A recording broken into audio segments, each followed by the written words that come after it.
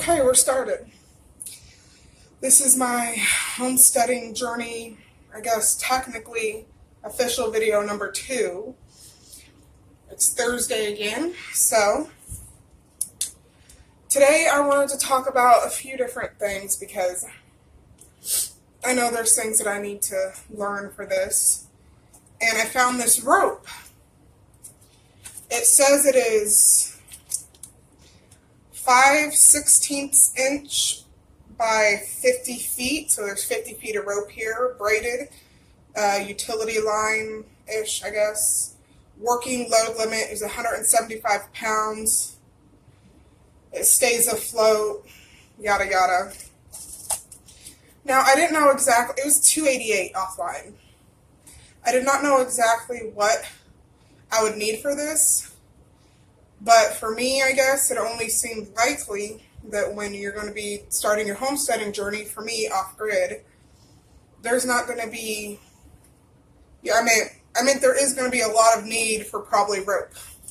Whether I use part of it as a clothesline, whether I use part for something else. But, it's those small things that you never really think you need until you do later on.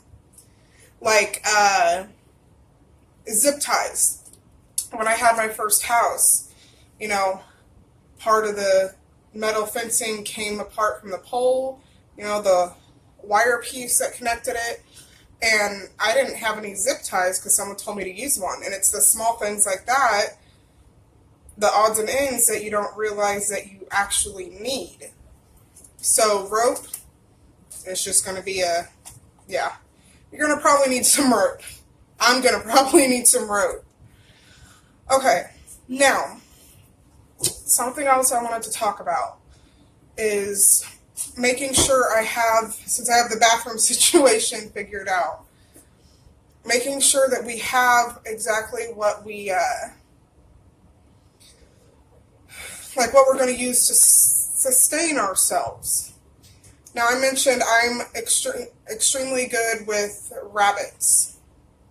I've been around goats and sheep. I've helped with them a lot, tagging the ears, doing whatever needs done out at the farm at my grandma's / dad's, whatever.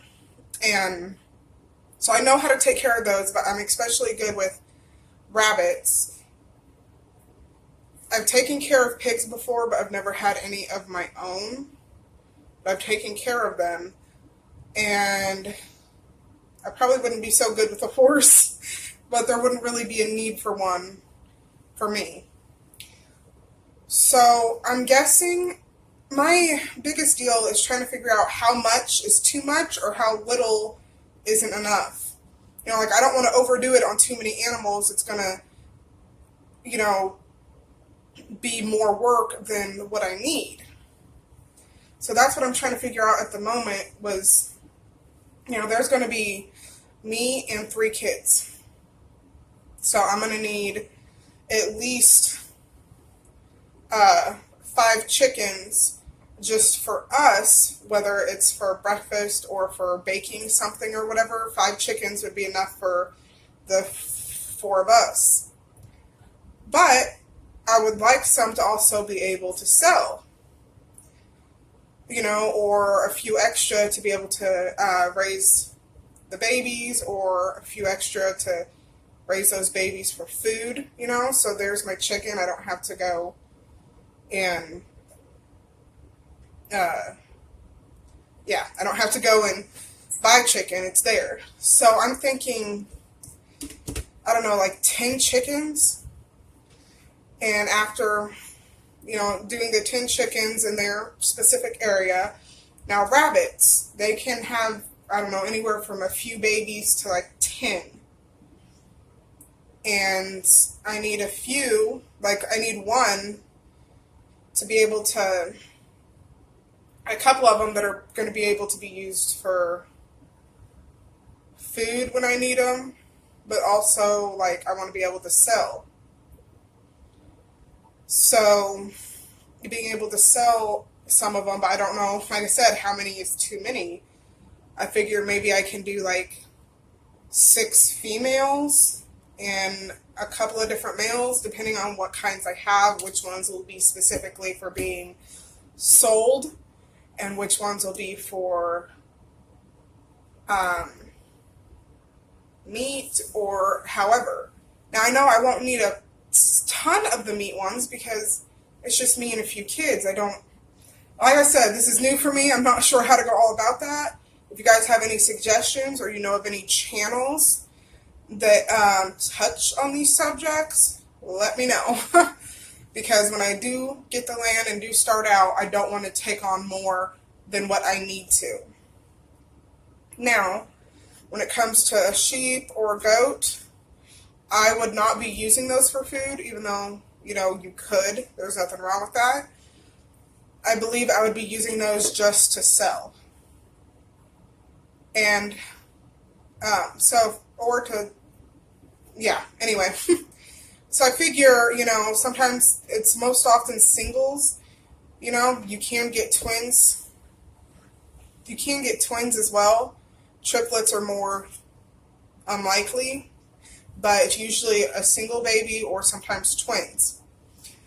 So I would like to sell those, and I've seen them, I believe if it's bottle fed, I've seen, at least around this area, go for about $75 if you sell them bottle fed. Or if they're not bottle fed and they're done being bottle fed, you can do, but they're still, you know, babies, they're generally about $50, at least around this area. So I think that's probably what I would do as well. So I would probably do about, don't flip over. I'd probably maybe do 3 or 4 females with 1 male, possibly. Or 2 males. I'm not exactly sure, but something like 3 or 4 females with 1 or 2 different males. So that's kind of what I would do in that area. So I'd probably do, like I said, a few sheep or a few goats, along with some rabbits and some chickens. And of course, a garden, I think, would be more or less the extent of what I would be doing. Now, no. Sorry, 1 second. Okay, I'm back. Sorry. All right. Something else I was thinking on is shelter for those specific animals. Like the, how much space they would need, the right coverage, you know, something for them to be able to go into. And especially during the winter. So I was thinking for the chickens, like I said, I want to do about 10 chickens, maybe 1 rooster. So I'd want to do, like, I know how to build the chicken boxes. That's not a problem. I can build a little chicken house. I've done that with my dad before. I'd probably need some help, at least one other person. But since it would be like 10, 11 chickens. My question is like building the enclosed area around their chicken house. Like how big, you know? Like I don't want to do, like too little, not enough. I'm thinking, me personally, I like them to be able to have space. And since I'll be out in the country, and I'd be the person that I'm going to go out there every night, you know, before I go to bed and put them all in the chicken house because that's just me, and let them out in the morning. But I'm thinking like all 4 sides being 20 by 20 by 20 by 20 for 10, 11 chickens is probably what I'll end up doing. And like I said, putting them all in the chicken house at night, letting them all out in the morning. Now, as far as the sheep or goats go, I figure I can do, again, if it's going to be 3 or 4 females and like 1 or 2 males, I can do a 20, I don't know, it's probably not big enough. I guess maybe a 30 by 30 by 30 by 30 for the females, if there's, especially if there's 3 or 4, and then the males on the other side do maybe if there's 2 of them, do a 20. Well, I really don't know on the right size for those, because I want to give them enough space, and then I want to be able to have a small, like, I don't know, like an 8 by 10 structure for them to be able to go into at night, obviously for having babies. Ooh, shit.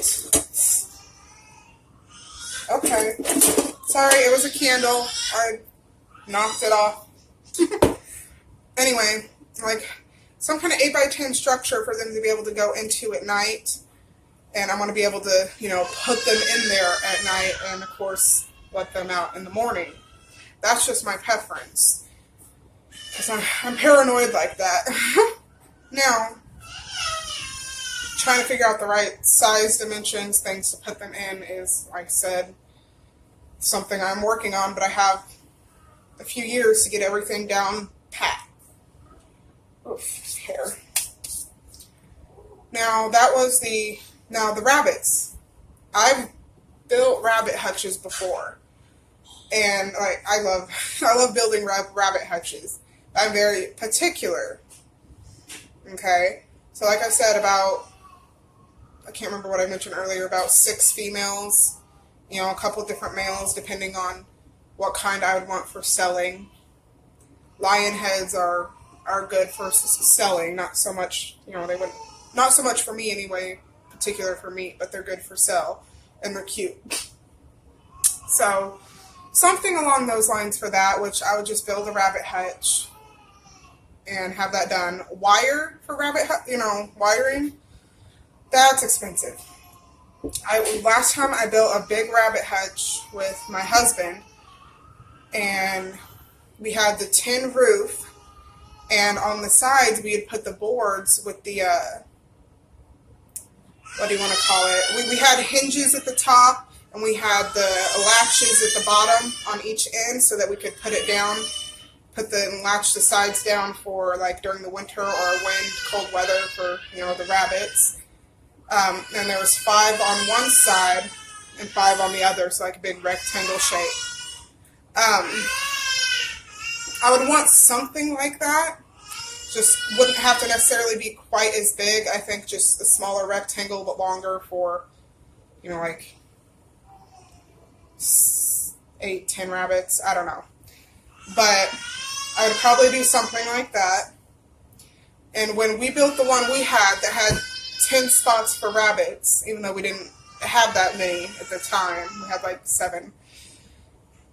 It was $200 in wire. And I had some left over, of course, which I used to build an enclosed space we had like 30 chickens. And I didn't have enough wire to build a space for that many adults, but they were all chicks at the time. So I had enough space to build a little enclosed spot for them. So I'm expecting to do at least $200 for wire again. So that covers like the goats or sheep with the chickens and the rabbits is, like I said, probably more than likely just what I'm going to be doing. I don't really need to do anything else. Now with the gardening, my issue with that is that I want to be able, baby talking in the background. Don't worry, she's not crying because she needs something. She's just grumpy because someone's not holding her. Anyway, my issue with the garden is trying to, again, decide, like, I've had gardens before, but not anything to the extent to where I'm going to be, like, when I get my own land, that I'm going to be, like, canning, and I'm going to be, specifically for our vegetable intake, the things we need that's going to be solely coming from the gardening. I'm going to have to learn when to plant specific things, when certain things are going to be ready to pick, all of that. I'm going to have to do enough that's enough for us to have plenty to eat on, but also a bit extra to be able to can or sell, or, you know, because they have the farmer's market here, different things. So I think that's mainly the issue right now, is finding the right amount of stuff to get and the right amount of space to put those things is kind of what I'm going to probably be thinking on this next week, and updating you next week on Thursday and seeing where I'm at with that, and having a little something extra to show you next week as well. Because like I've mentioned before, despite being off the grid, which from what I can understand is where there's no electric, like, you know, electric wiring and running water or whatever. I mean, I know everybody does it differently, but for me, that's what it would be. I will have like a well put in, but besides that, there's going to not actually be any electric wiring or nothing like that. For lights, I'll have like battery powered lights, which, give me 1 second, I'll show you.